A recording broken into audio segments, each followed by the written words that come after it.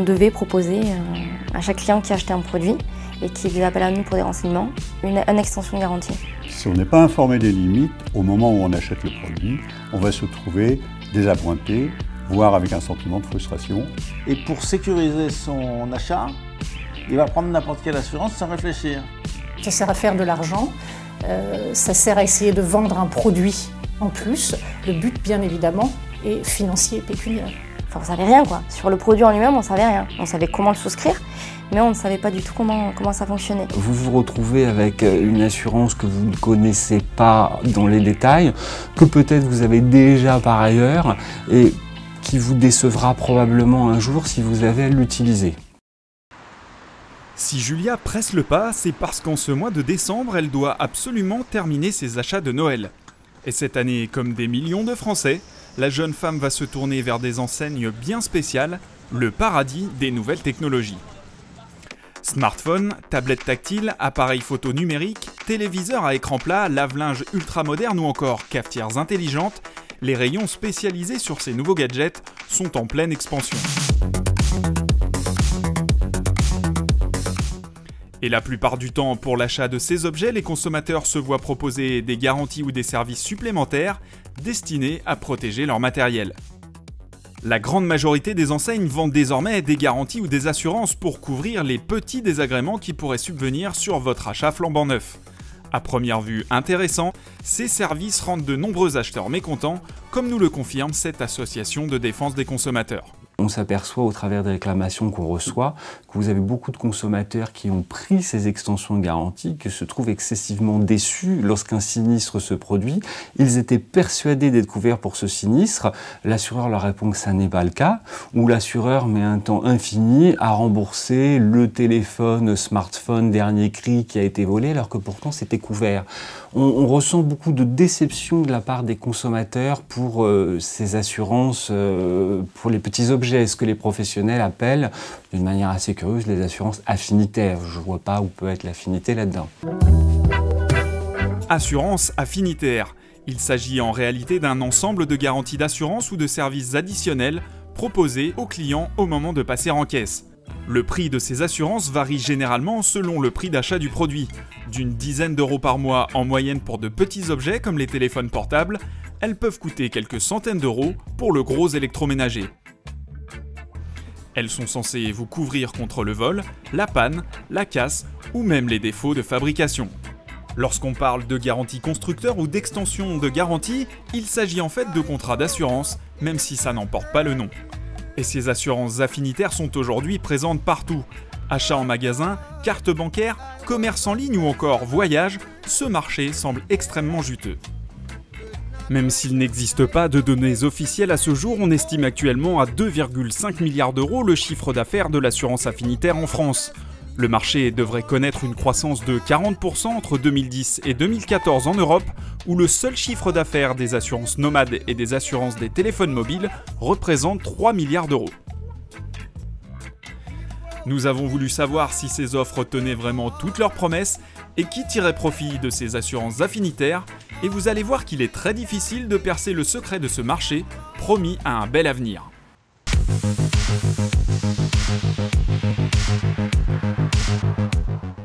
Nous avons cherché à comprendre si les consommateurs savaient clairement ce que couvraient ces assurances. Souvent achetés sans réflexion préalable, ces produits sont dotés de nombreuses conditions et d'une interminable liste d'exclusions qui ne sont pas toujours très claires, notamment lors de sinistres. Oui, c'est toujours désagréable quand on a un sinistre, qu'on a payé une prime et que l'assureur vous dit que non, en vertu de telle et telle clause, on tombe dans une exclusion ou une condition de garantie non remplie.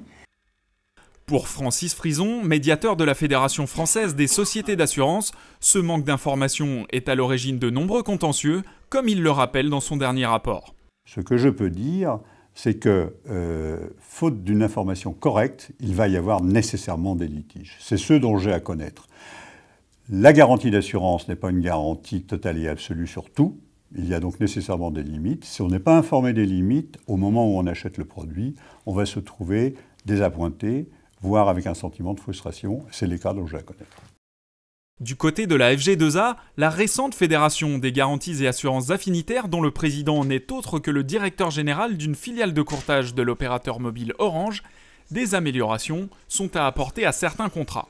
Il faut aussi réduire le nombre d'exclusions, et d'exclusions qui n'ont, à mon avis, rien à faire dans le domaine de l'affinitaire. Si je peux prendre un exemple, la modification du noyau de l'atome, pour un certain nombre d'éléments de contrat, ça peut avoir du sens.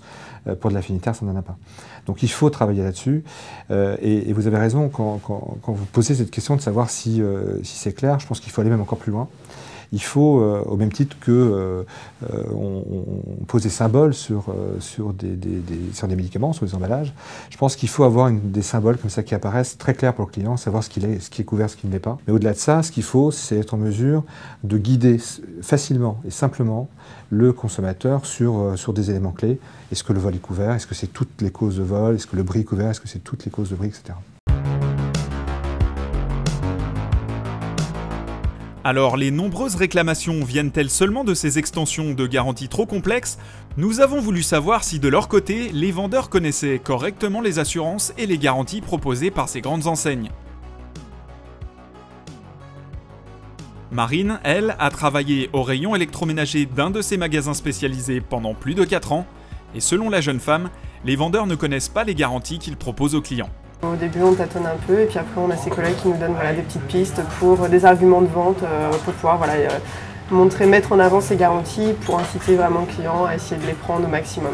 Même si des fois, le client nous posait des questions et qu'on n'était pas forcément en mesure de répondre, alors on y allait un peu au bluff, en n'étant pas toujours finalement dans la vérité.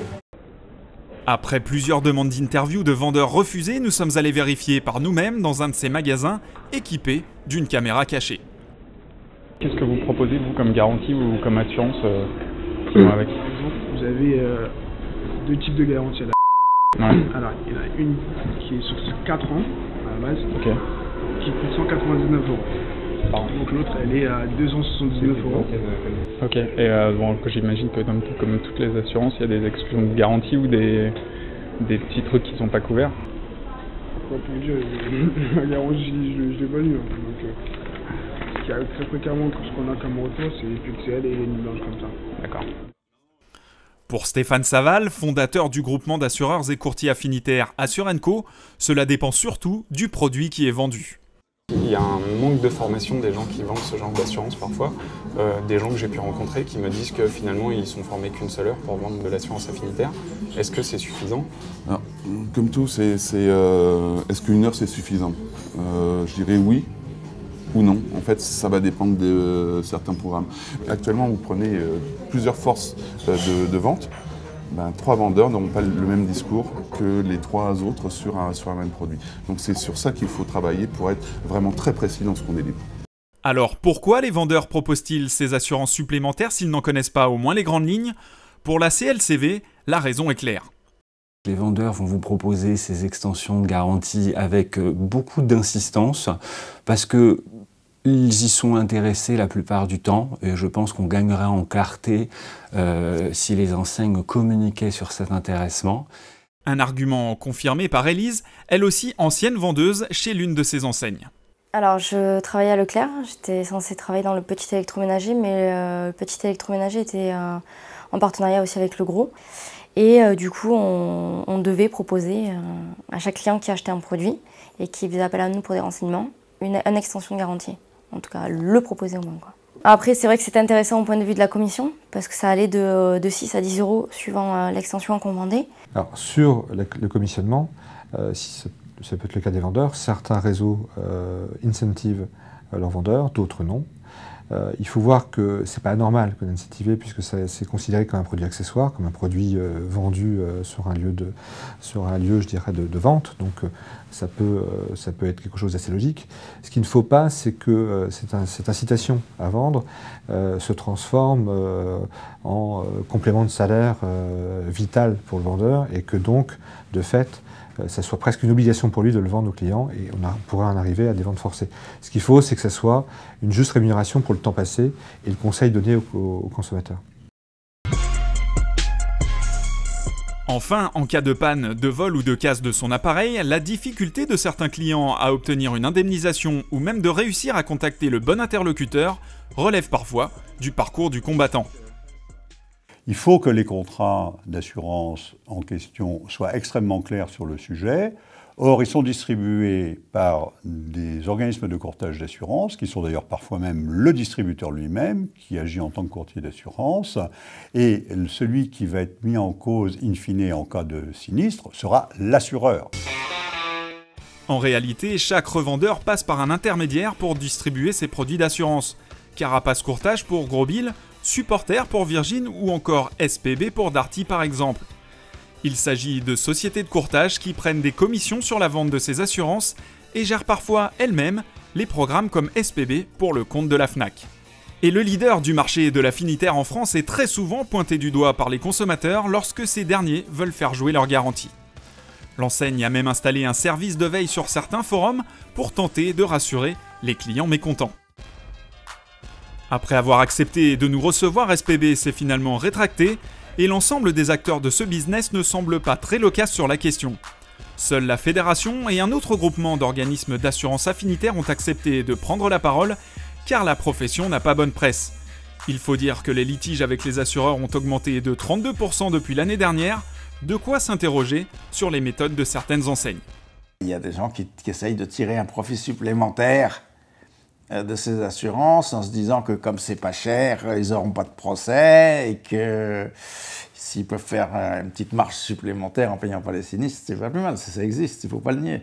C'est probablement de là d'où viennent les plus grands abus, c'est-à-dire que l'assurance sait que pour une valeur d'un bien, somme toute raisonnable, l'intérêt de porter l'affaire au contentieux reste extrêmement minime pour le consommateur. Donc bien évidemment, il existe une solution judiciaire, agir devant les juridictions. Lorsque l'enjeu du litige n'est pas important, on n'est pas obligé de s'entourer d'un avocat, on peut y aller seul, mais ça reste un véritable parcours du combattant, puisqu'il faut payer des frais d'huissier éventuels, il faut se défendre, il faut s'habituer à toutes les procédures judiciaires, ce qui n'est pas évident. Alors, les enseignes spécialisées sont-elles seulement intéressées par les marges importantes qu'elles peuvent faire en vendant ces produits d'assurance? Pour nos deux témoins, cela ne fait nul doute. On nous avait dit il y a une personne SPB qui va venir pour vous expliquer ce qu'est l'extension de garantie. Jusque-là, nous, c'est très bien, puisqu'on ne connaissait pas, et on voulait être au fait de ce qu'on demandait. Il est venu, il nous a dit, alors voilà, le logiciel pour vendre notre produit, ça marche comme ci, comme ça, vous cliquez là, vous rentrez le nom du client, etc., patati patata. Mais au final, on ne savait pas, on savait rien quoi. Sur le produit en lui-même, on ne savait rien. On savait comment le souscrire, mais on ne savait pas du tout comment ça fonctionnait. Il est venu une demi-heure, et après, au bout d'une demi-heure, il est reparti comme il était venu. On pouvait contacter nos responsables pour que le client prenne la garantie, baisser en fait le prix par exemple de la machine à laver, sur lequel le magasin se faisait moins de marge, afin d'inciter le client en lui disant voilà, on vous fait un rabais sur la machine, par contre il faudra prendre l'extension de garantie, ce qui fait que le magasin au final était gagnant puisque c'était la garantie qui leur rapportait le plus par rapport à la machine.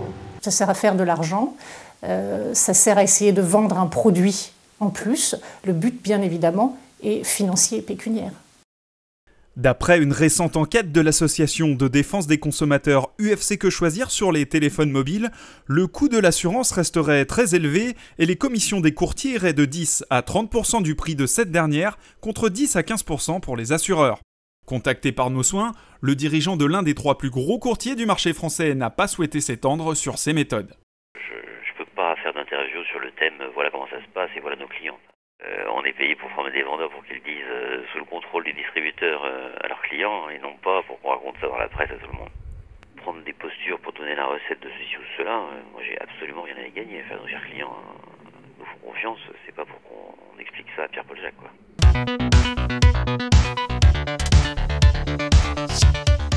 Sur ce marché encore obscur, la Fédération des garanties et assurances affinitaires a annoncé dernièrement la création d'un label pour les produits distribués par ses membres, gage de sérieux pour les consommateurs, mais également pour rassurer et améliorer la réputation du secteur. Sur les 3,4 millions de tablettes et les 13,3 millions de smartphones vendus cette année en France, bon nombre seront assurés. Et si pour le consommateur la protection n'est pas certaine, pour les distributeurs, assureurs et courtiers, la rentabilité est au rendez-vous.